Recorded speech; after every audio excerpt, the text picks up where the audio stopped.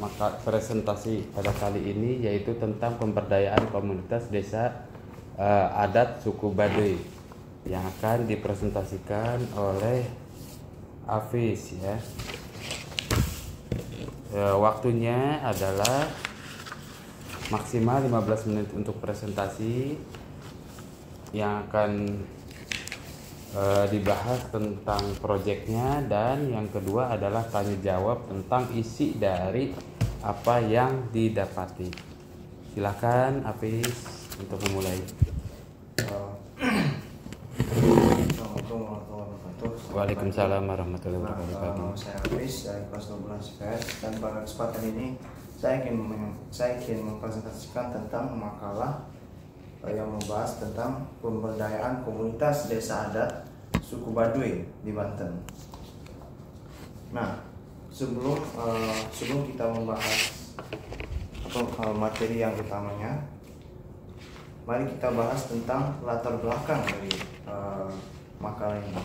Nah, itu pada zaman modern ini teknologi manusia, teknologi informasi, teknologi komunikasi sudah sangat maju. Nah, jadi ini zaman modern ini kita bisa berkomunikasi dengan satu sama lain dengan lebih cepat dan lebih aman. Nah, ini menandakan ada kemajuan teknologi di kalangan manusia. Nah, namun masalahnya pembangunan atau teknologi ini hanya berada di dalam kota atau peradaban-peradaban yang besar. Nah, ini tidak ada di desa. Nah, ini menjadi masalah karena jika desa itu ketinggalan, maka desa itu berpotensi bisa hancur atau hilang. Nah, namun ada satu hal yang dapat menyelamatkan desa dari semua dari ketertinggalan zaman ini. Desa ini memiliki potensi-potensi yang unik bagi desa itu tersebut. Bisa budaya, bisa ekonomi, bisa sosial, dan juga lain-lain. Nah, dengan demikian, penduduk desa ini harus memanfaatkan semua potensi yang dimiliki agar dapat membangun desa menjadi lebih sejahtera dan lebih makmur. Nah, selanjutnya, apakah rumusan masalah dari makalah ini? Yaitu pertama adalah apakah potensi-potensi yang dimiliki oleh desa adat suku Baduy. Terus apakah kearifan lokal itu apa? Kearifan lokal desa itu termasuk apa? Dan terakhir adalah bagaimana membangun dalam sustainable society. Nah, tujuan penulisan ini adalah untuk mengetahui potensi-potensi tersebut, mengetahui kearifan lokal desa tersebut, dan juga mengetahui cara membangun dalam sustainable society. Nah, ada manfaat penulisan makalah ini, yaitu dapat mengetahui potensi desa adat ini, kearifan lokalnya, dan juga cara membangun dalam sustainable society. Nah, potensi desa adat suku Baduy. Nah, desa ini terletak di Kecamatan Lui Damar di Kabupaten Lebak, Rangkas Bitung, yaitu di Banten. Nah, desa ini dihuni oleh lebih dari 26.000 orang, jadi cukup ramai. Nah, dan penduduk desa ini sangat tertutup terhadap pengaruh dari dunia luar. Nah, sifat tertutup inilah yang membuat yang dapat memperbolehkan penduduk desa ini untuk mempertahankan budaya aslinya atau budaya tradisionalnya. Nah, sebenarnya hal ini menjadi potensi yang sangat besar bagi pengembangan desa. Nah, ini demikian karena kehidupan tradisional inilah yang membuat desa ini sangat menarik bagi pariwisata. Nah, ini menarik bagi pariwisata. Nah, sehingga ini bisa sangat membantu bagi ekonomi suku Baduy yang bersifat tradisional. Nah, ini pariwisata bisa masuk desa, bisa mengunjung desa dengan dengan sopan dan santun, menghormat budaya tradisionalnya tanpa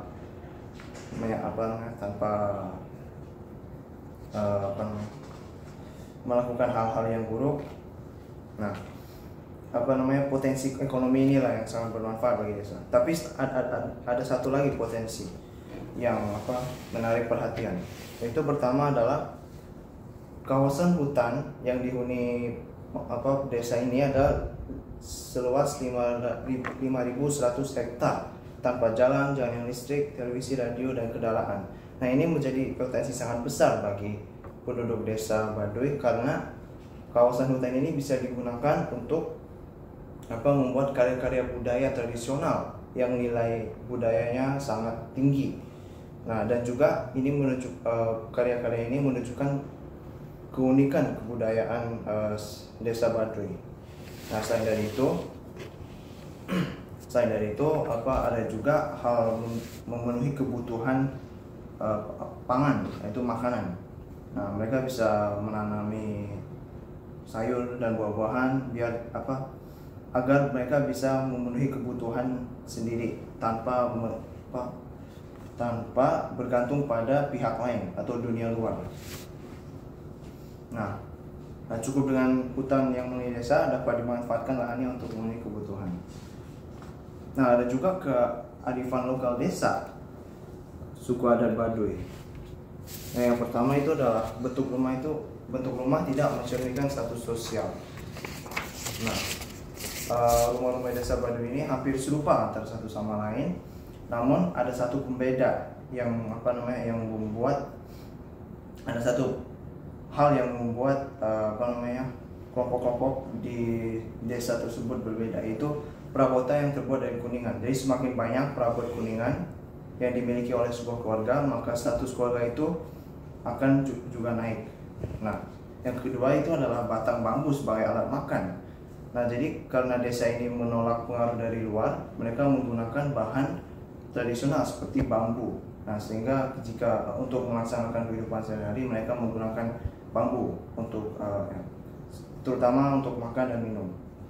Nah, ada juga puun. Nah, puun ini merupakan serupa kepala suku yang menentukan masa tanam dan panen, menerapkan hukum adat dan mengobati orang sakit. Nah, karena perannya dalam masyarakat, puun ini menjadi orang yang sangat penting dalam masyarakat, yang dapat menahan struktur masyarakat, menjaga struktur masyarakat. Nah, sehingga hanya orang yang berkepentingan khusus saja yang mendesak yang dapat bertemu dengannya. Jadi tidak bisa bertemu-temu biasa-biasa saja. Ada juga satu lagi kearifan lokal desa ini yang menarik perhatian, yaitu kawalu. Nah, ini merupakan serupa puasa yang dirayakan 3 kali selama 3 bulan. Nah, pada masa ini para wisatawan tidak boleh masuk daerah pedalaman dari desanya dan mereka tidak boleh nginap. Nah, selanjutnya kita sampai pada cara membangun dalam sustainable society. Nah, pada zaman modern ini sustainable itu merupakan perkataan yang sudah tidak asing di dalam telinga. Nah, ini demikian karena dunia ini sekarang sedang mengalami krisis lingkungan yang sangat berbahaya bagi semua kehidupan di dunia. Nah, jika tidak dibahas masalah ini, maka masalah pemanasan bumi dan masalah lingkungan ini yang lain dapat menyebabkan kehilangan bumi sebagai tempat tinggal yang selamat bagi kita.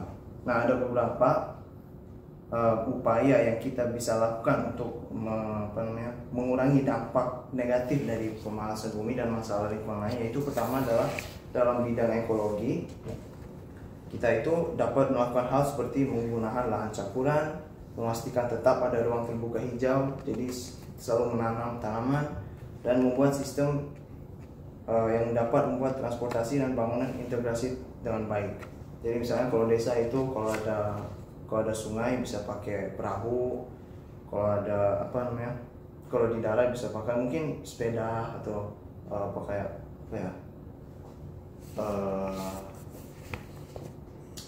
pokoknya yang penting zero emission yang tidak menggunakan bensin. Dan di bidang kedua itu bidang ekonomi. Nah, salah satu upayanya dalam bidang ekonomi untuk melakukan pembangunan berkelanjutan yaitu meningkatkan daya saing dalam mendapatkan pekerjaan layak. pendapatan yang lebih baik, menimbulkan peningkatan kinerja infrastruktur dasar seperti properti, sistem air dan sejenisnya, serta pada infrastruktur informasi. Jadi pokoknya membangun infrastruktur menjadi lebih maju. Jadi komunikasi dan juga pertukaran informasi menjadi lebih cepat dan aman. Dan terakhir yaitu di bidang energi. Nah, ini merupakan salah satu yang dampaknya sangat paling terkuat terhadap masalah lingkungan. Nah, oleh karena itu kita harus memberi fokus yang khusus pada bidang ini dalam membangun kelanjutan. Nah, ada beberapa upaya dalam bidang energi, yaitu menggunakan energi yang dapat diperbaharui secara optimal. Jadi mungkin seperti energi listrik, pokoknya tidak menggunakan asap. Nah, dan juga menghemat penggunaan sumber-sumber energi yang tersedia. Jadi tidak menggunakannya secara berlebihan. Jadi sesuai dengan kebutuhannya saja. Kalau ada sumber air di dekat desa, maka akan digunakan sesuai dengan kebutuhannya. Jangan diambilin semua airnya atau dipolusikan air tersebut. Nah, sebagai kesimpulan, desa ini merupakan salah satu target yang utama bagi pembangunan. Ini demikian karena desa ini memiliki banyak potensi yang bisa dikembangkan dalam bidang budaya, alam, dan juga ekonomi. Nah, salah satu ciri desa yaitu bersifat tutup. Nah, ini menyebabkan kearifan lokal di desa tersebut itu berkembang dengan secara unik dan juga secara